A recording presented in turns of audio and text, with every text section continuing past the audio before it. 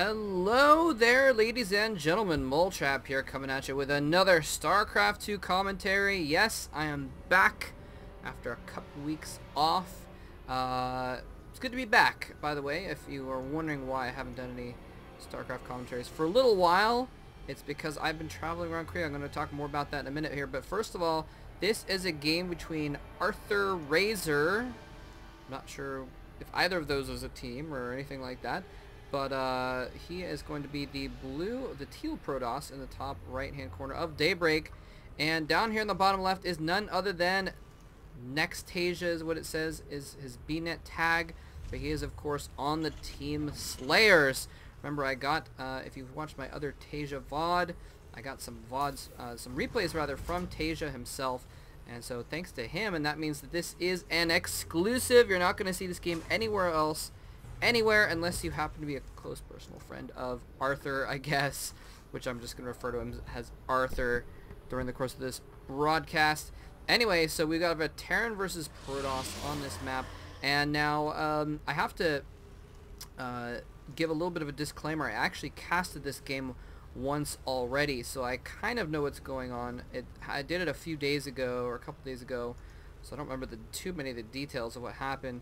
But just a little bit of a disclaimer about that. I casted it, and then when I went to edit the video and hold that thought, both these guys are climbing in minerals and gas.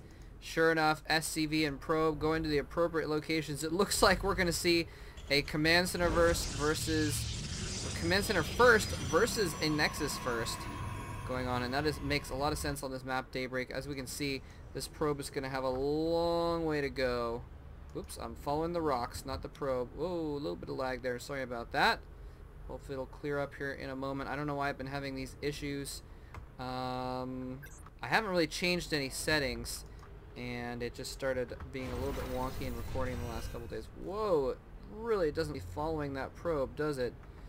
I don't know what's going on there. I apologize for that. Hopefully it'll clear up here in just a minute. If it doesn't, I'll try and do something to fix it. But in any case, yes, so I have seen this game before, but it was a really good game, and so I wanted to show it to you guys again regardless.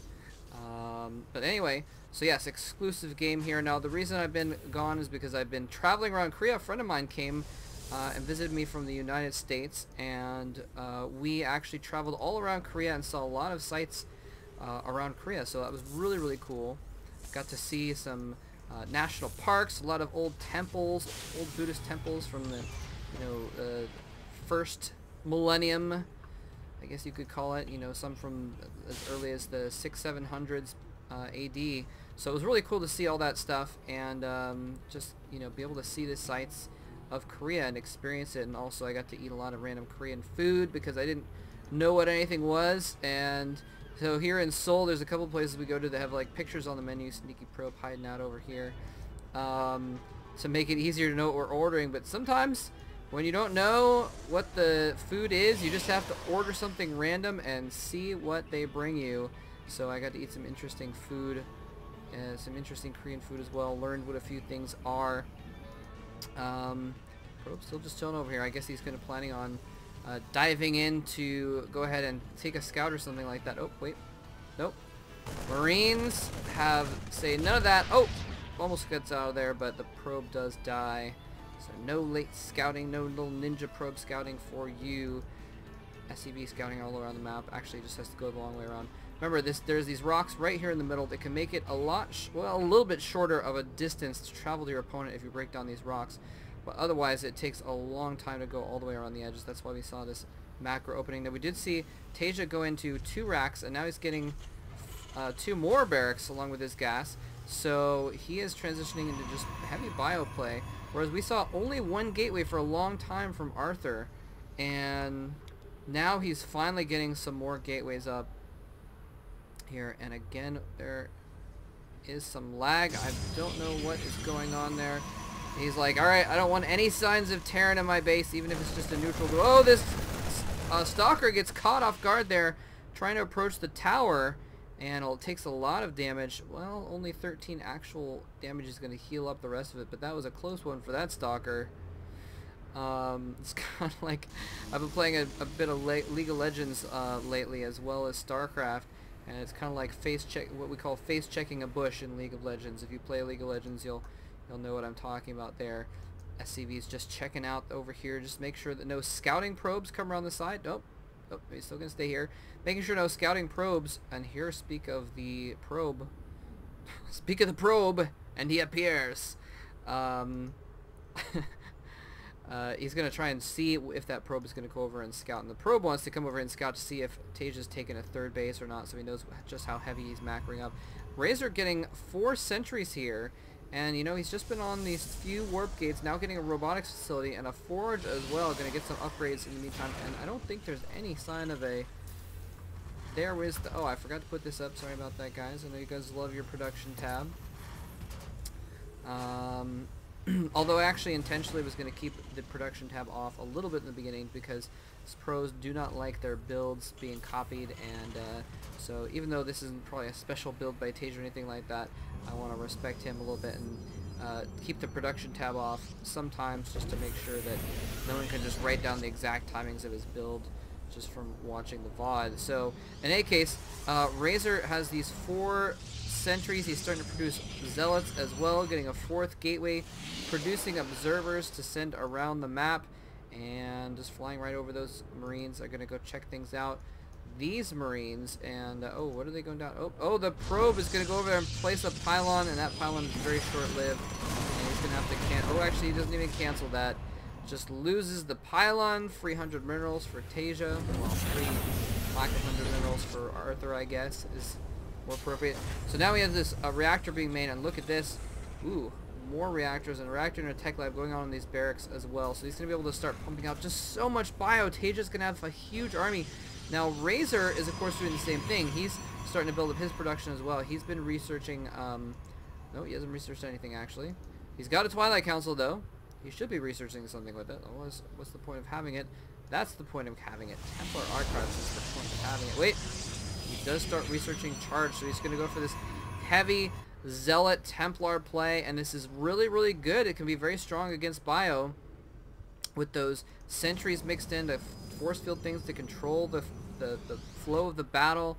If your opponent has heavy bio and no real air to speak of, then there's no reason not to have less Stalkers in your army in favor of more Storms, High Templar, maybe some Archons thrown in the mix as well.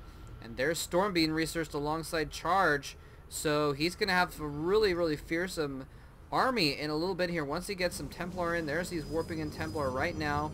And Taeja knows he doesn't have a third base, so he knows that's not an issue. Taeja's just like running his forces around the map, looking for extra hidden pylons and such as well.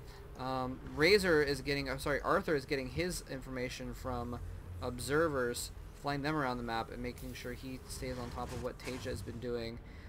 Knows all about the heavy bio play that's going on here. There's the Ghost Academy going on.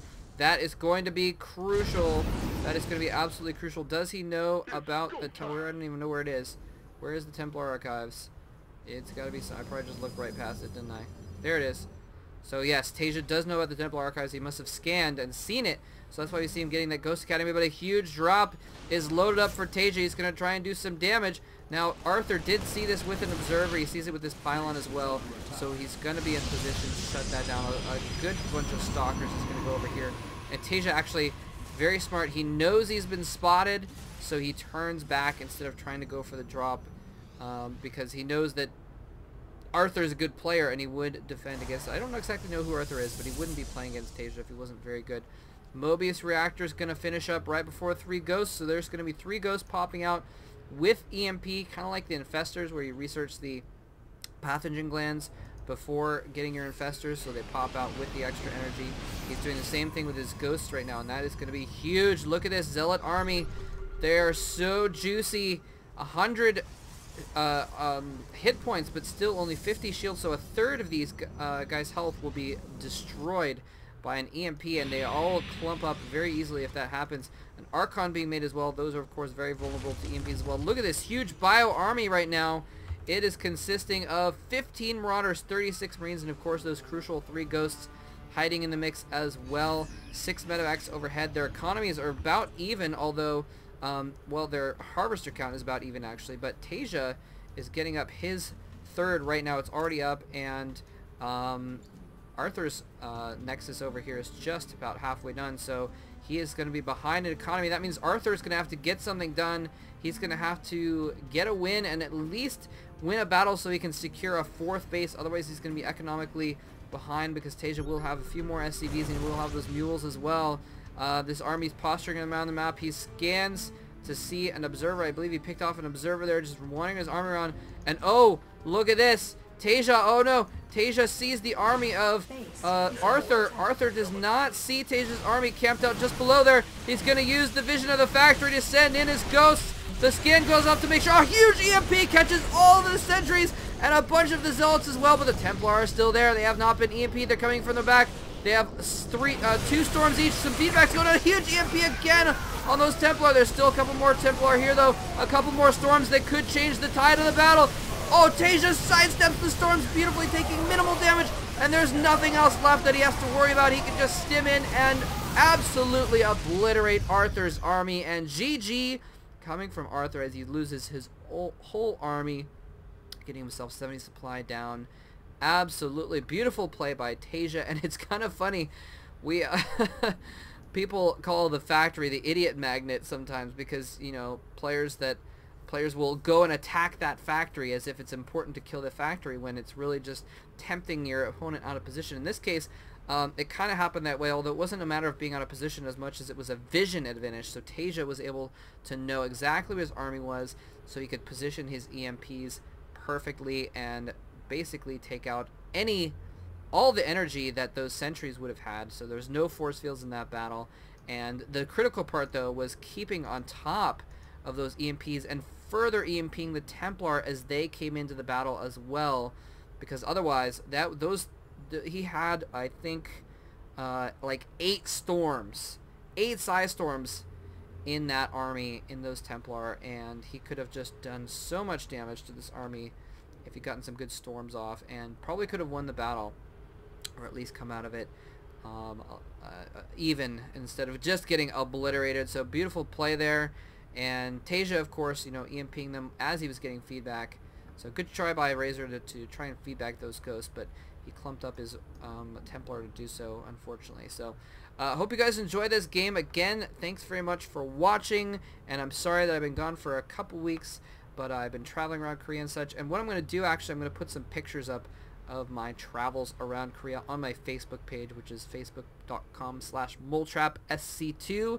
So if you want to see some cool pictures of old temples, or some of them are not so old, but they look old, but they've been rebuilt in the 90s, or sometimes it's actually kind of funny, like there's some temples that were rebuilt in the 1600s. You know, they were originally made in the 800s, but they were, you know, destroyed by the Mongols or something like that, and so they were rebuilt in the 1600s. So they're still a few hundred years old, even though they're reconstructions, which is kind of interesting. But yeah, and some nice scenery as well. It was a nice autumn while we were traveling around, so the leaves were changing color. It's very, very beautiful. Anyway, so I'll put pictures up there pretty soon, and I will be continuing to produce more commentaries on my YouTube channel, putting up other videos as well. And I'm doing a lot of streaming, so make sure you follow me on Twitter, and I'm actually going to put up announcement videos on YouTube as well when I'm going to be streaming my own laddering games or anything else that I happen to be playing. So I hope you guys enjoyed it. Thanks very much for watching. GG.